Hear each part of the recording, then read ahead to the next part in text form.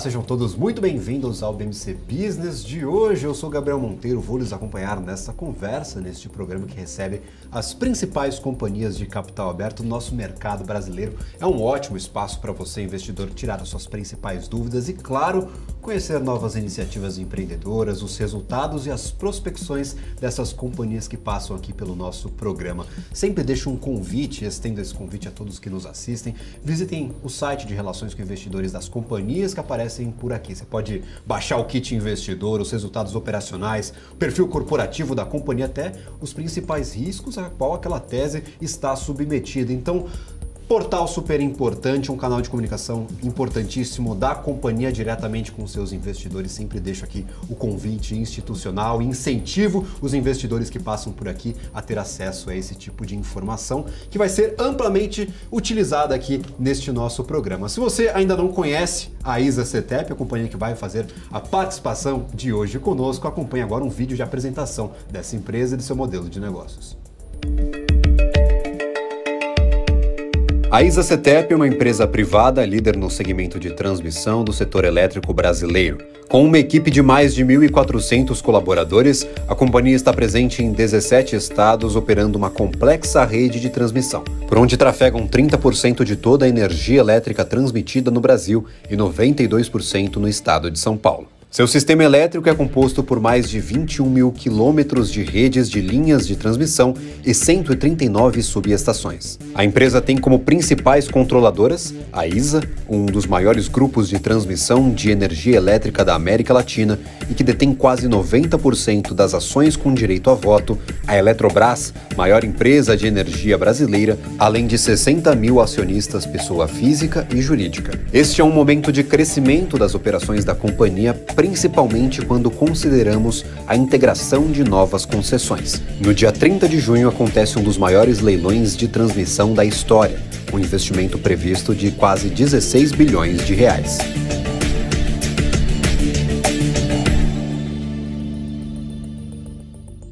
Maravilha! E lembrando a todos que nos assistem, o BMC Business agora acontece 2 vezes por semana na nossa programação, toda terça e quinta-feira às 10 horas da noite. Então, para você que está nos acompanhando, fique atento ao restante da semana e às outras companhias que farão uma participação aqui no nosso programa, que, claro, tem como intuito fazer essa ponte entre as companhias de capital aberto, entre os executivos dessas grandes empresas e você, investidor que nos acompanha todos os dias. Especificamente no dia de hoje, temos aqui a presença ilustre de Cariza Cristal, CFO da ISA-CTEP.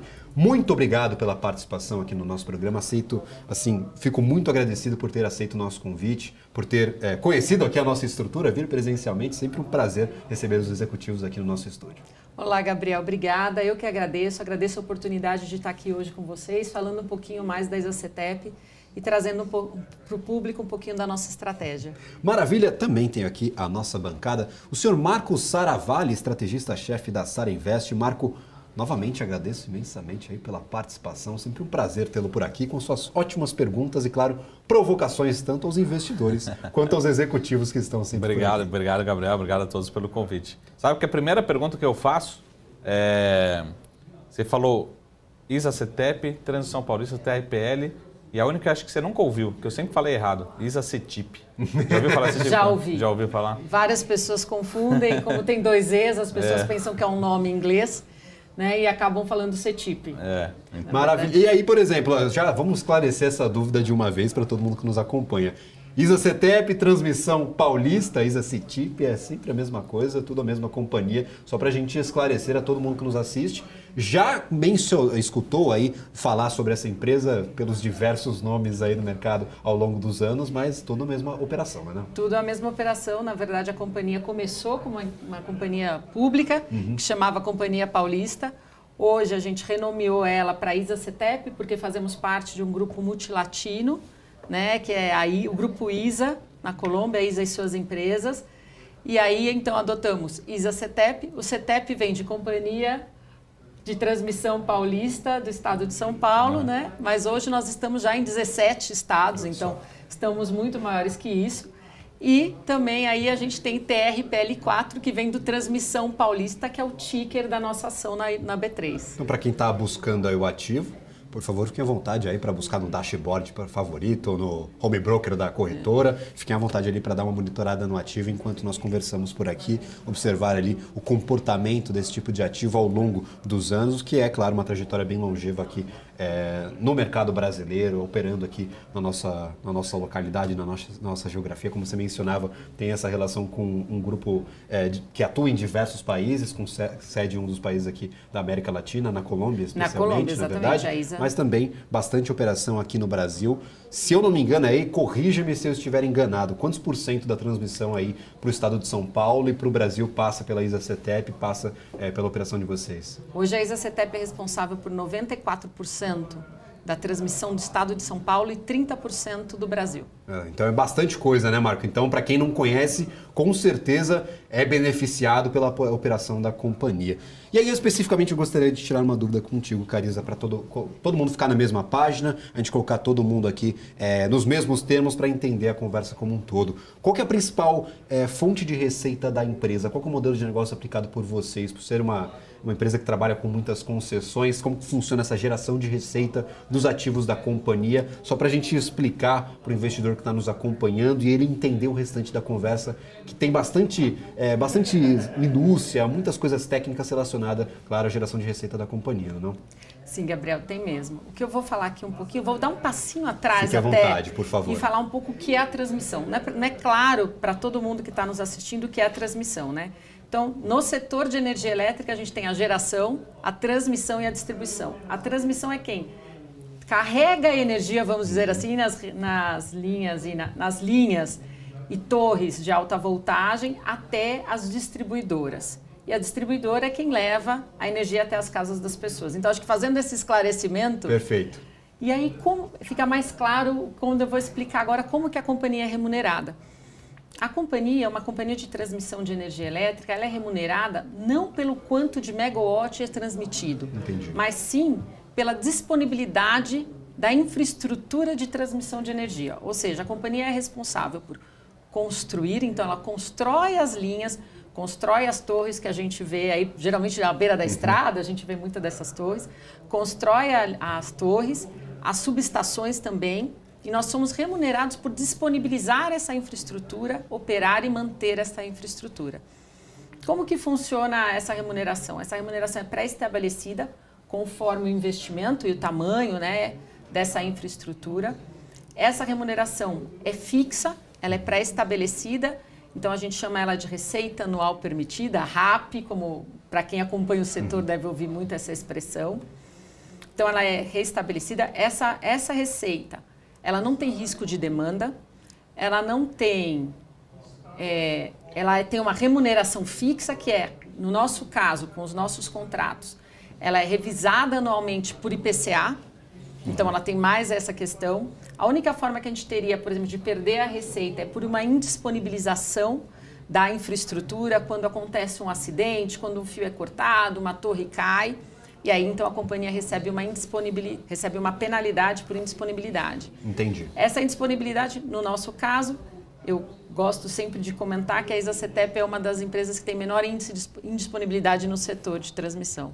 Então, mesmo comparando aí a outras transmissoras, outras companhias de transmissão, não é verdade, o Marco Saravalli? A gente já tem até o risco que já é bem mitigado, essa indisponibilidade menor na companhia, taxas ali que são bem inferiores à média do mercado, que nós podemos ali ter acesso comparando com outras companhias, com outras operações. A gente mencionava essa posição da companhia, nós temos a geradora, que é quem efetivamente faz a geração de energia, ela vende diretamente para a distribuidora, mas para carregar essa energia até a distribuição, nós temos ali a infraestrutura de transmissão, e é justamente neste ponto que trabalha a ISA-CETEP e todos os seus ativos, todos os ativos que estão em seu portfólio. Então, são 3 pontos bem significativos, bem importantes na cadeia de suprimento energético. A geração tem as suas próprias dinâmicas, tem os seus próprios riscos. A transmissão tem os seus próprios riscos, como você mencionava, aquele índice de energia não suprida, que é por indisponibilidade. E a distribuição também tem os seus riscos e também ali as suas dinâmicas que tocam o setor. Ou você oferece mais ou menos energia, quanto você está conseguindo repassar da tua tarifa. Então, tem todas essas dinâmicas. A gente está aqui justamente para entender a operação de transmissão, mais especificamente a da ISA-CETEP. Marcos Saravari, por favor, fique à vontade. Uma pergunta básica para o education, né? Acho que até a gente se espelha em outras companhias listadas, é aquela pergunta básica, né? Por que transmissão e por que não olhar para a geração? A gente sabe que de distribuição no Brasil é super complexo, né? A gente tem ativos bons, ativos ruins mesmo, de fato. Acho que o caso hoje mais polêmico no Brasil talvez seja Light. Mas por que não olhar para a geração, né? Então, acho que é aquela dúvida que sempre vocês devem ter em algum momento, né, se questionado, né? Eu acho que hoje a companhia ela tem um foco, e não só no Brasil, né? No grupo todo, quando a gente fala, olha o braço de transmissão né, da ISA e suas empresas, a gente é focado e tem um know-how, uma expertise em construir e transmitir energia. E a companhia, nesse momento, ainda está focada nesse setor e esse é o nosso target hoje, é manter o foco na transmissão. Mas o que não nos impede de inovar dentro da transmissão. Né? O que nós vemos fazendo é sempre buscar inovar na linha de transmissão. Por exemplo, recentemente a gente fez aí, inaugurou, vocês devem ter visto, né, o primeiro projeto de baterias, né, em larga escala do Brasil para armazenamento de energia. Isso dentro do negócio de transmissão de energia elétrica. É um negócio que a gente fez ali na região de Registro. E qual é o objetivo desse negócio? Ele supre a região ali da Baixada Santista, Perfeito. No litoral sul lá de São Paulo, quando acontece, principalmente na época das festas de fim de ano, né, Réveillon, essa coisa, que tem um excesso de demanda na região e a estrutura ali não está pronta para isso, e aí então a energia tem uma demanda, né, e picos de energia. Nisso falhava, né, normalmente falhava a energia. O que vem as baterias vêm fazer? Ela supre esse momento de falha para até que se consiga restabelecer a transmissão regular da energia, e aí você evita aquela questão que se tinha no passado, onde faltava energia bem na época de fim de ano. Esse nosso projeto ele foi inaugurado em novembro do ano passado, então ele já se mostrou eficiente no ano. E qual é o diferencial desse projeto? Você evita de fazer um investimento muito maior, tendo que ampliar eventualmente, né, toda a rede de transmissão de energia elétrica para coisas que tem que fazer um atendimento de um pico e de uma sobrecarga momentânea. A nossa capacidade lá é de atender até 2 horas ininterruptas a região, mas se você falar assim, tem só 30 minutos e depois volta, e a bateria é recarregada para que depois ela esteja sempre disponível. Maravilha. Então, quando a gente fala de transmissão, ainda que a gente não olhe geração, a gente tem buscado sempre inovar e ver como a gente pode ser mais eficiente dentro do negócio de transmissão, que é a nossa expertise. Só uma curiosidade que, como analista, aquela pessoa mais chata pela natureza, né? Mas, por exemplo, provavelmente não estava ali no objeto da concessão desse investimento. Me corrija se eu estiver errado. Então, quando você faz um investimento desse, como é que você chega lá no órgão regulador e fala assim, eu fiz um investimento que não estava, você tem algum equilíbrio econômico-financeiro, enfim, como é que... Porque você está fazendo uma inovação dentro da sua concessão, né? Marco, esse foi um projeto muito interessante desde o momento em que ele nasceu. Porque, na verdade, foi com uma provocação nossa para a ANEEL, né? Junto com o órgão regulador, a ONS, a gente foi lá, fez um estudo e mostrou que seria mais eficiente, né, esse modelo com baterias de larga escala do que ter feito outro tipo de reforço. E aí a ANEEL reconheceu para a companhia como um reforço.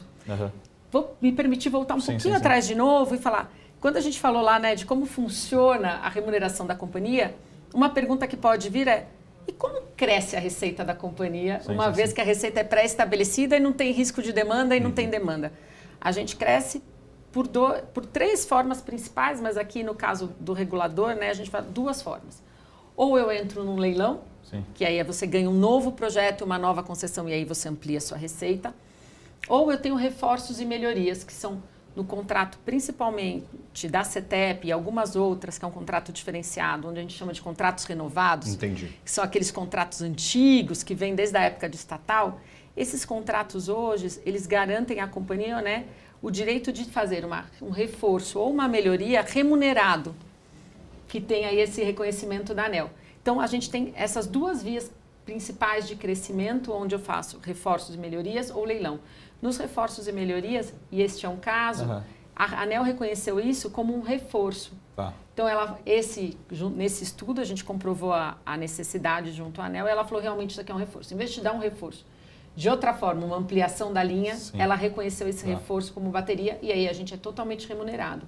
Entendi. Esse investimento gera hoje para a companhia uma receita adicional de 27 milhões. Olha só. Muito bom. 27 milhões em quanto tempo, perdão? Anuais. Anuais. 27 milhões anuais e foi um investimento da ordem de 140 milhões. Entendi. E aí, por exemplo, você tem esse incremento, como você mencionava, de reforços e melhorias após a linha ou o ativo passar por esse tipo de reforço e melhoria, e esse incremento ele vem no RAP, no preço... Oi? Uma RAP adicional. Entendi. Você vai receber uma RAP adicional que vai ficar até a renovação da concessão, claro, a perda da concessão. Como que funciona essa relação quando você faz um reforço ou uma melhoria no ativo, um ativo que já está há muito tempo no portfólio da companhia, aquelas concessões da época de estatal, como você bem mencionava, você tem incremento naquele potencial de geração de caixa, quanto você vai receber no final do ano por aquela disponibilidade. Exatamente isso, só para o pessoal que está em casa entender mais ou menos essa relação. Acho que explicando, então a gente fala sempre reforços e melhorias de uma forma meio simplista. Perfeito. Então, até para explicar, né? O reforço... O que ele é? O reforço é quando você, na verdade, aumenta a capacidade, né? Aumenta a capacidade da linha que você já tem. Entendi. Então, de uma subestação ou da linha que você já tem. A melhoria é quando você troca o equipamento. O equipamento ele fica desgastado, ele está velho, ele não tem mais condição de uso, que é como você bem comentou, as linhas são velhas. A gente tem muito do nosso parque, ele é da década de 60 ou 70 ainda, lá de trás, de época de Light, sim. Essa época muito antiga, ainda antes até da desverticalização, onde era tudo junto. Então, ela tem uma demanda de ser renovado esse parque. A companhia faz um acompanhamento muito eficiente, né, dessa demanda, acompanha a vida útil do ativo, a condição desse ativo, porque caso você não troque, isso pode gerar, de fato, uma indisponibilidade por um problema, né, de funcionamento dos equipamentos. Então, a gente, de forma preventiva, faz a troca desses equipamentos, alinhado, obviamente, com o órgão regulador da demanda e da necessidade dessas trocas pela idade, pelo desgaste do equipamento. Quando eu faço essa troca, que a gente chama de melhoria, ela é remunerada. E quando a gente faz o reforço, esse sim é por uma demanda do próprio órgão regulador. Muitas vezes o próprio órgão regulador, ele conhece, a ONS conhece toda a malha. Entendi. E ela faz essa demanda para nós. Em outros momentos a gente percebe, né, uma necessidade que está tendo um pico ou um excesso de demanda em alguma região de energia. A gente comenta com o órgão, ele faz a avaliação e aí ele dá uma resolução onde nos autoriza a fazer um reforço ou uma ampliação. Entendi. E aí, por exemplo, olhando para esse portfólio, você mencionava, a gente fala, não, são linhas velhas, são linhas antigas, vamos colocar dessa forma, porque é feita a manutenção desses ativos ao longo do tempo. Como que vocês observam essa linha de reforços e melhorias dentro do portfólio da companhia com uma perspectiva de potencial de crescimento? O quanto do portfólio está submetido a uma possibilidade de reforço, uma possibilidade de melhoria? O quanto já está aprovado pelo regulador para vocês montarem essa força-tarefa para renovar os ativos? Eu vou te falar então que a companhia vem num momento de crescimento muito forte. Entendi. Muito do crescimento está sendo impulsionado por reforços e melhorias. Para você ter uma ideia, no ano de 2020, a nossa ordem de investimento total, perfeito, incluindo reforços, melhorias e até novos projetos que a gente chama de greenfield, os leilões, foi da ordem de 230 milhões. No ano de 22, a gente já investiu 824 milhões. Foi gigante. Se a gente olhar o primeiro trimestre agora, do ano de 23, a gente investiu na ordem de 530 milhões. Mais do que eu investi no ano de 2020 inteiro. Isso por quê? Exatamente por causa da demanda dessa rede que é antiga e necessita de crescimento. Quando a gente olha, então, a gente tem aí uma perspectiva de investimento alto. Quando eu olhando para o futuro, falei aqui um pouquinho de passado, vou falar um pouquinho de futuro. A gente já tem pré-estabelecido e acordado, demandado para a CETEP, e eu falo que reforço e melhoria é um direito, mas ela é uma obrigação. Uma vez que a ANEEL te fala, você tem que fazer, virou obrigação. Te gera uma receita nova, uma receita adicional, mas ela é uma obrigação de construir. A gente já tem demandado para o portfólio da CETEP, para os próximos 5 anos, 5 bilhões de investimentos só em reforços e melhorias. Fora isso, outra linha de crescimento que eu comentava também, que são os leilões, nós já estamos com os leilões que a gente já adquiriu no passado e ainda não estão totalmente construídos. A gente tem mais 5 bi para fazer de investimentos nesses leilões. Esses 5 bi vão gerar para a gente uma ordem de 460 milhões de receita adicional em reforços e melhoria, em projetos Greenfield de leilão. E os outros 5 bi, que são de reforços e melhorias, eles têm uma relação receita-investimento, né, que a gente fala RAP e CAPEX de forma simplista, entre 15% e 17%. Ah, que bacana. É uma relação muito boa, realmente tem uma rentabilidade excelente e a gente costuma dizer que é um negócio que não tem concorrência, diferente do leilão que você entra concorrendo, reforços e melhorias não tem. E esse é um diferencial muito grande de um contrato da CETEP, esse contrato renovado, que é o contrato principal e o contrato mais antigo da companhia, que tem essa premissa, né, vamos falar, esse direito de trabalhar em reforços e melhorias. E são hoje no setor 4 ou 5 players que têm um contrato como esse, que é um contrato renovado. Entendi. Maravilha. E, inclusive, você mencionava esses projetos Greenfield, esse potencial de crescimento da companhia, de projetos que ainda não estão em operação. Nós tivemos a entrada em operação de 3 projetos Greenfield nesse começo de ano. Três Lagoas, Biguaçu e Itaúnas. Me corrija se eu estiver enganado nesse comecinho. Eles foram no finalzinho do ano passado, mas foram são recentes. Não, certíssimo. Então, projetos recentes, eles já estão em total capacidade de operação, ainda tem muito a ser explorado desses projetos especificamente. Como está essa relação com os projetos que entraram recentemente ali no portfólio operante da companhia? Esses projetos já entraram totalmente em operação, já estão funcionando. Além desses, nesse ano a gente teve Paraguaçu, Aimorés e Ivaí. Entendi. São 3 projetos da companhia em parceria com a Taesa, né? Que a gente tem alguns projetos que a gente entra em consórcio nos leilões. Também entraram em operação no finalzinho de 22. Ivaí está quase 100% em operação. Esse ano aqui a companhia entrou em operação com Itaúnas, né? Que foi a nossa última entrega. E temos em andamento mais 5 projetos que a gente vai entregar aí até o ano de 2025.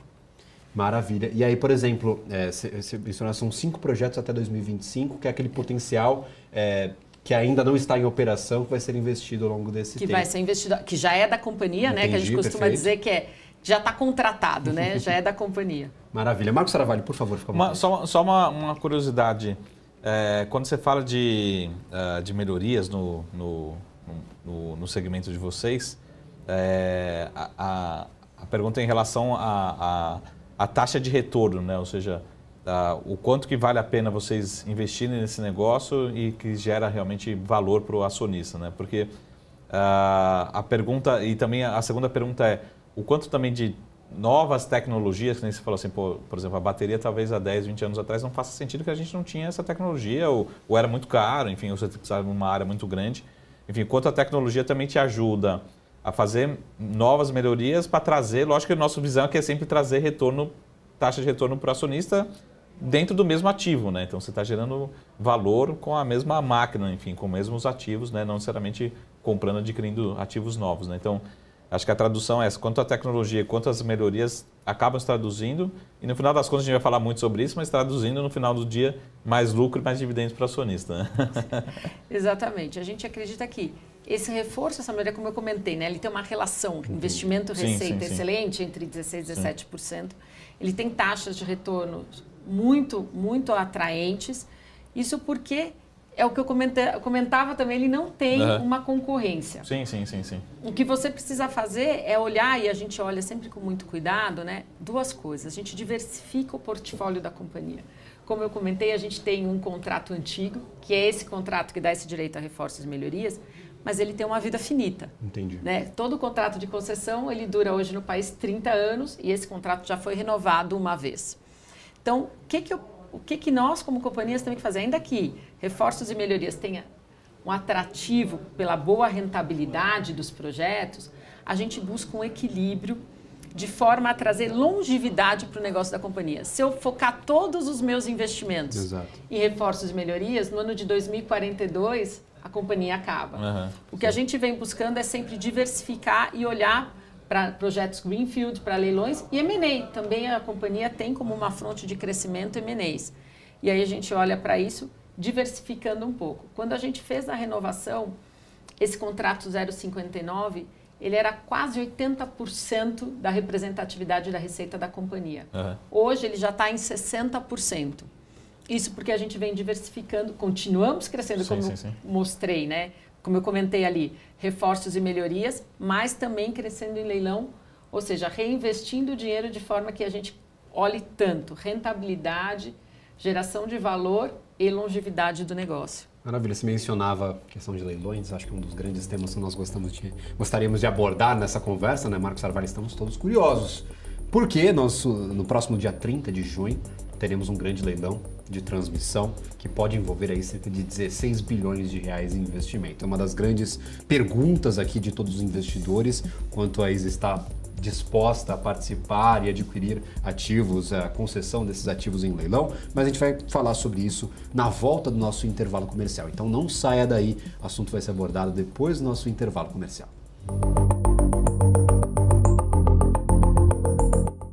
Estamos de volta com a programação da BMC News, BMC Business na área, programa que conversa com os executivos das principais companhias de capital aberto do nosso mercado brasileiro. Especialmente no dia de hoje temos a presença aqui de Carisa Cristal, CFO da ISA-CETEP. Muito obrigado novamente pela participação. A gente estava numa ótima conversa, né, Marcos Sarvari, falando sobre o conceito do negócio da ISA-CETEP, esse conceito do modelo de negócios de transmissão de energia elétrica. E nós temos, claro, um dos grandes fatores, fatores que está sendo analisado pelos investidores, até por grandes casas, é a questão do leilão, que vai acontecer agora em junho, no meio do ano. Um leilão histórico, um leilão muito grande e que tem a participação de diversos players para buscar justamente essas concessões e a formatação de novos ativos. Especificamente, como que vocês estão olhando esse leilão como uma oportunidade de crescimento?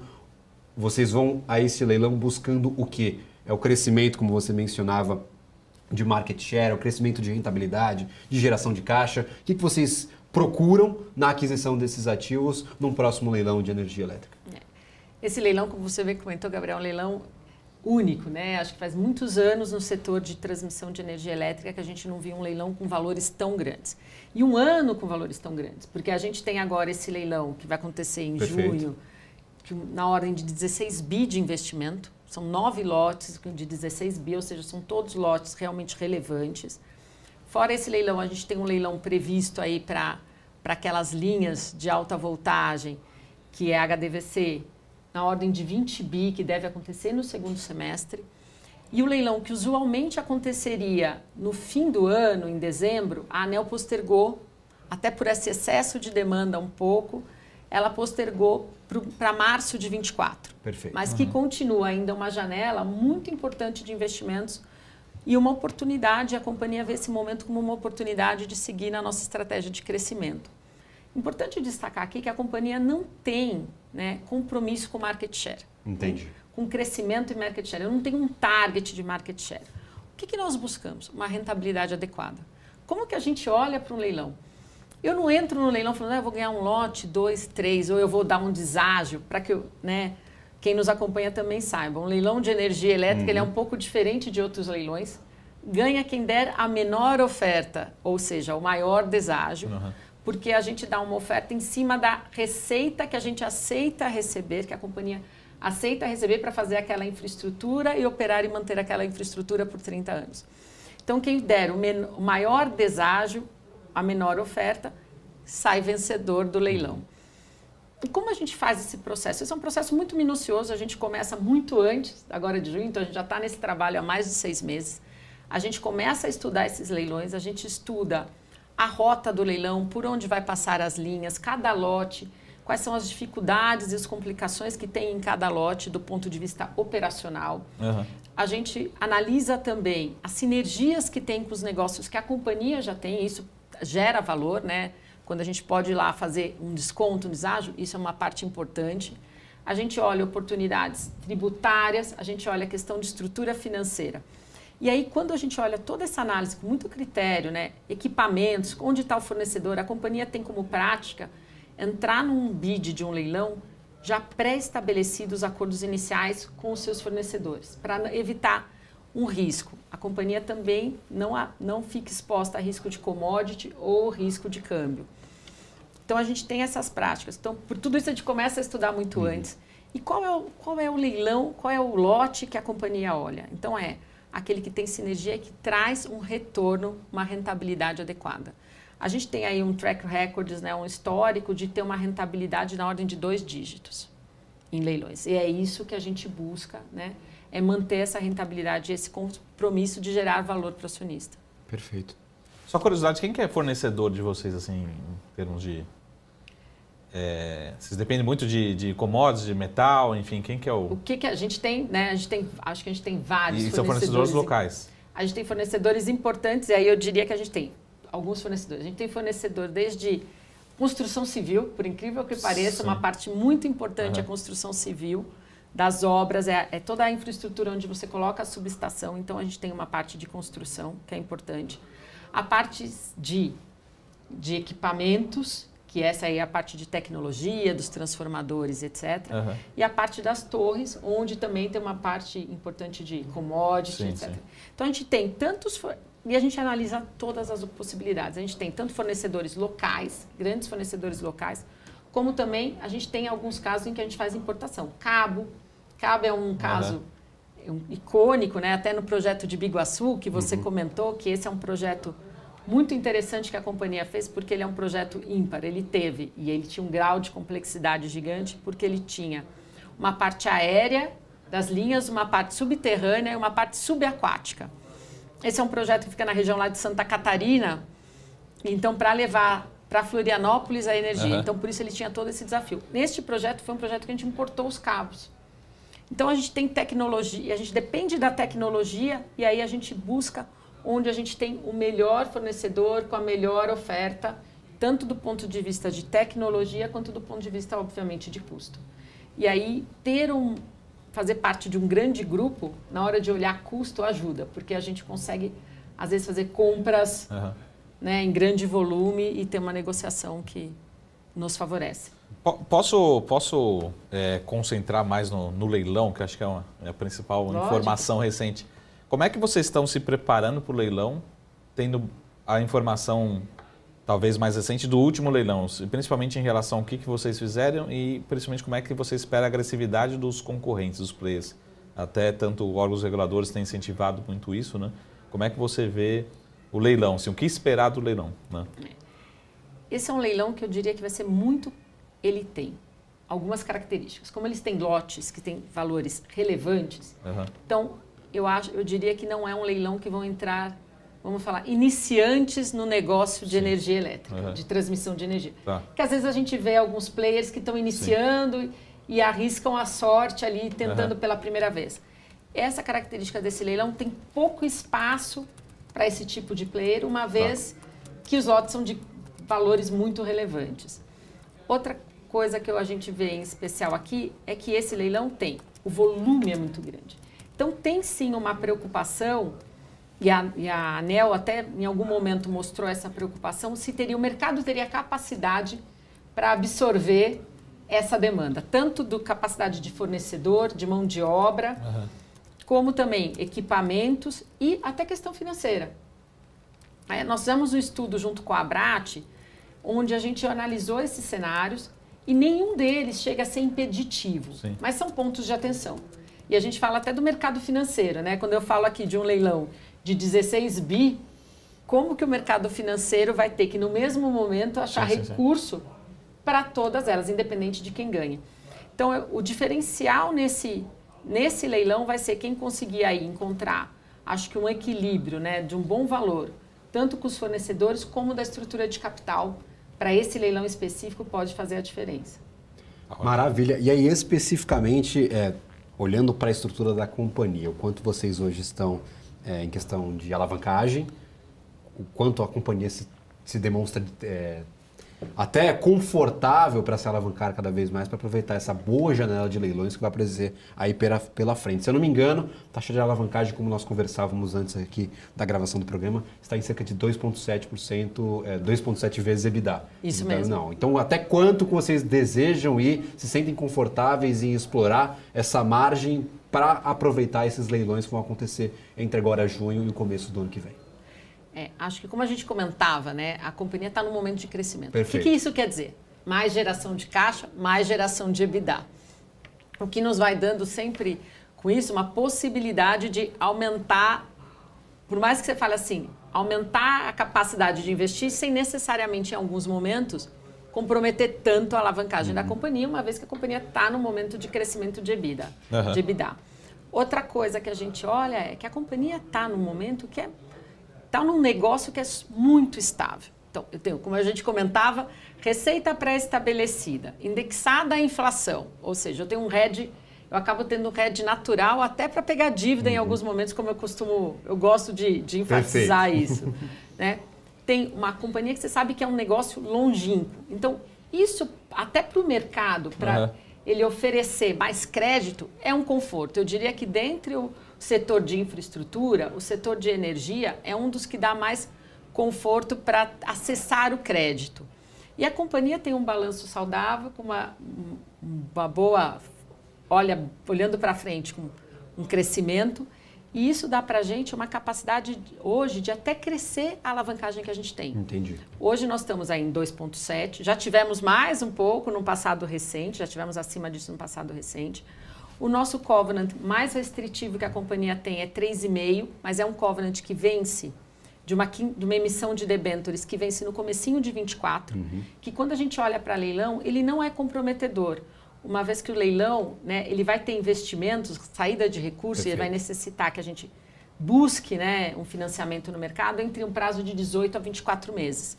Então, esse daí já não vai ser mais. A gente tem ainda covenants com BNDES, com operações que a gente tem com BNDES, mas que toda vez que a gente precisou acessar BNDES para explicar de um crescimento pontual, com uma fase transitória, fomos muito bem recebidos.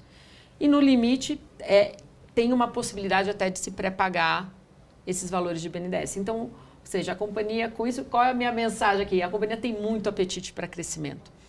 E a gente entende que até um 4,5, mais ou menos, de alavancagem, ainda seria algo possível para uma empresa que é de capital intensivo e que tem uma janela ímpar, que eu diria, de crescimento nesse ano, né? Com uma rentabilidade, com uma receita previsível, sem impactar o nosso rating, que hoje é um AAA. Entendi. Então, você mencionava esse covenant aí que deve vencer no começo de 2024, de 3,5. Então, a companhia deve se alavancar mais do que isso aí para acessar o leilão. E, teoricamente, você mencionava também a possibilidade de antecipar esses valores do BNDES para tentar liberar aí um pouco mais de margem para alavancagem. Então, a gente deve esperar uma companhia aí buscando bastante ativo no leilão, né, o Marcos Travalli? A pergunta acho que todo espectador faz nesse momento é como é que é a sua política de dividendos, né? Até para deixar claro todo mundo na mesma página. Lógico. E no sentido assim, pô, você poderia reter um pouco desse caixa, né? Para, de repente, atuar mais agressivamente, num lote maior, enfim. Porque você também vai precisar de recursos. Lógico que vai usar muito recurso terceiro, mas se você reter um pouquinho desse dividendo, mesmo seja momentaneamente, até 12, 18 meses, quando você de fato tomar essa dívida, se faz sentido isso. Porque tem aquela ansiedade do caçador de dividendos, né? Exatamente. Falou dividendo, o pessoal aparece no chat magicamente, né, Marcos Travalli? Hoje, olhando, com tudo que a gente tem conversado aqui, essa perspectiva de crescimento, EBITDA crescendo, né, geração de caixa forte da companhia, nós não vemos nenhum motivo para mudar a atual prática de dividendos. Esclarecendo até para quem está aqui, né, para quem está nos ouvindo, a nossa atual prática de dividendos é de pagar no mínimo 75% do resultado líquido regulatório. Eu gosto de até frisar que é o resultado líquido regulatório. A companhia, né, de transmissão sempre tem dois resultados, IFRS e regulatório. O IFRS é o que sai nas demonstrações financeiras da companhia, mas o que a companhia sempre traz para o mercado e o que a gente vem discutindo para os analistas, que os analistas geralmente acompanham, o mercado financeiro acompanha, é o resultado regulatório. Sim. Isso porque ele é uma melhor proxy do caixa. Ele traz de uma forma mais simplista, é mais fácil de fazer uma projeção e a gente consegue ter uma visibilidade melhor do caixa. E a companhia tem esse compromisso de pagar hoje no mínimo 75% do lucro líquido regulatório, buscando sempre um equilíbrio entre crescimento e geração de valor para o acionista. Olhando a situação que a gente tem hoje, a gente não vê uma necessidade de uma demanda de mudar essa prática atual. Entendi. O que pode acontecer, sendo assim um pouquinho mais radical, assim, é você trabalhar no limite 75 por um período, né? Talvez. Respeitando sempre a prática. Sim, sempre a prática. Se vocês olharem o nosso histórico, né, de payout, vocês vão ver que a gente tem ficado na ordem dos 80. Tá. A gente teve o ano de 2022, ele foi um ano atípico. A gente pagou mais de 100% de payout. Isso por quê? Porque a gente pagou um pouco do que tinha de lucros retidos. Em função especificamente, lembra da reforma tributária? Uma iminência reforma tributária que estava para sair no ano de 21, perdão. Uma iminência de reforma tributária, onde tinha ali um risco de eventualmente ter tributação de dividendos. Então, para preservar o valor para o acionista, a companhia tomou a decisão de antecipar dividendos futuros, já que tinha um conforto no caixa para fazer isso, o fizemos.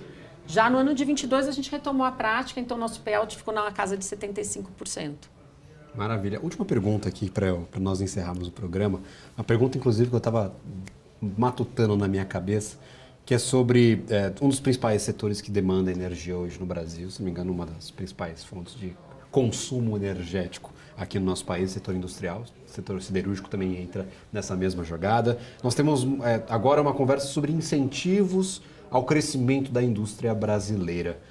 Você acredita que hoje a nossa estrutura de transmissão comporta esse crescimento um pouco mais agressivo da indústria e talvez esse crescimento abra novas janelas de contratos com aquela permissão para reforços na transmissão de energia? Como vocês enxergam essa relação do crescimento aí industrial brasileiro com talvez aí um crescimento também das operações da companhia nos ativos que já atua? Eu acho que a gente tem dois momentos importantes. Eu acho Perfeito. que a região que a gente está, né, a região sudeste do país, onde a gente tem uma concentração, é uma região que demanda recorrentemente reforços e melhorias. Perfeito. Porque é o principal polo econômico do país, né? E onde tem essa demanda constante, crescimento de industrial, que com certeza vai motivar Perfeito. o crescimento da malha. Outro item que eu acho que é muito importante a gente comentar aqui, que a gente não acabou abordando antes, é a transição energética. Hoje a gente tem buscado, o país vem buscando muito, né? Geração de energia renovável, que são as intermitentes, né? É importante dizer que no Brasil, e eu gosto de frisar isso, nós já somos 70% energia renovável.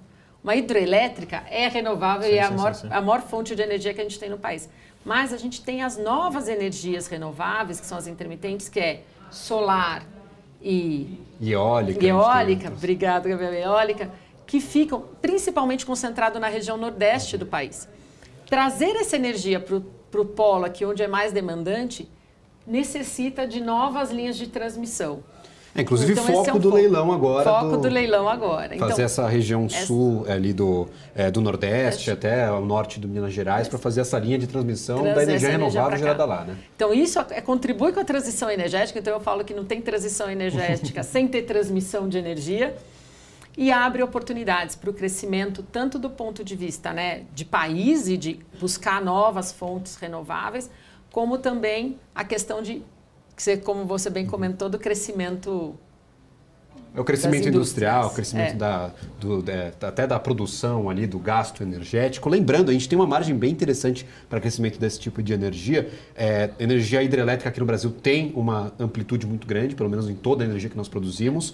A solar ela tem uma participação bem pequenininha no portfólio aqui em toda a produção industrial, produção de energia brasileira. A eólica já é bem mais difundida, tem uma participação muito maior em toda a energia disponível no Brasil. Então a gente tem algumas avenidas de crescimento que não necessariamente envolvem o consumo, mas sim a expansão desse tipo de energia que não é produzida aqui no Sudeste, não é produzida onde é consumida, mas sim no Nordeste e também ali em regiões próximas. Então, bem, a avenida interessante de crescimento, né, Marcos Saravalho, com esse fechamento que nós encerramos o programa, por favor, agradeço imensamente a participação. Gentil. Considerações finais. Muito gentil, muito obrigado. Obrigado pela aula. E eu só queria fechar com um slogan só. Vai virar o slogan dessa reunião aqui.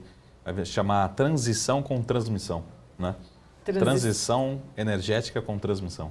Exatamente. Muito obrigado, Cariza. É um prazer tê-la por aqui. Muito obrigado por ter aceito o nosso convite. E, claro, será sempre muito bem-vinda para outras participações. Eu sei que tem um monte de dúvida ainda na cabeça do investidor que está nos acompanhando em casa, ou também do investidor aqui do nosso lado, Marcos Saravalho, do jornalista que está apresentando esse programa. Muita coisa ainda para ser esclarecida, muitas perguntas a serem feitas, mas muito obrigado mesmo pela participação. Será sempre muito bem-vinda à nossa programação. Gabriel, eu que agradeço mais uma vez. Marco, obrigado pela oportunidade de estar aqui. E caso tenham dúvidas, o nosso time de RI está sempre à disposição nos canais e na rede social da companhia. Pode acessar lá ri@isacetep.com.br e o nosso time vai estar à disposição para atender. Maravilha. Eu gostaria de agradecer a todos que nos acompanharam até o fim deste programa. Lembrando, o BMC Business acontece 2 vezes por semana, toda terça e quinta-feira, às 10 horas da noite. Sejam sempre muito bem-vindos para conhecer as iniciativas empreendedoras e as companhias de capital aberto que aparecem por aqui. Lembrando, você pode ficar inteirado de tudo o que acontece no mercado financeiro nacional e internacional acessando o nosso portal de notícias www.bmcnews.com.br ou também as nossas redes sociais, @bmc.news, na verdade. Muito obrigado pela participação de todos. Nos vemos no próximo BMC Business. Tchau, tchau.